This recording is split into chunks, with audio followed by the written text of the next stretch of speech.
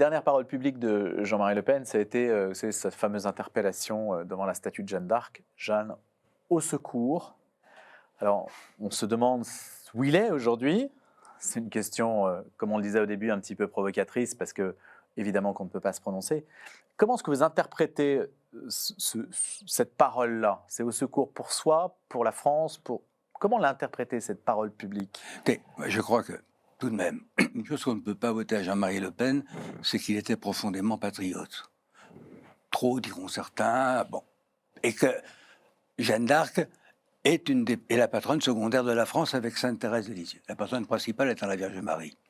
Donc, pour un Breton catholique, militant, et puis pour qui la vie militaire aussi a une certaine importance. Bon, Jeanne, c'est quand même aussi un militaire de génie. Mais c'est quoi? C'est l'ultime recours? C'est un appel Moi, je crois qu'il y a... à quoi? Il y a deux choses. Il y a d'une part de marquer la continuité de la lutte patriotique qu'il a eue, la notion de patrie française, bon, et aussi l'aspect religieux que Jeanne est patronne de la France, donc elle protège la France parce qu'elle a contribué tout de même, l'épisode Jeanne d'Arc a refait une France qui était complètement...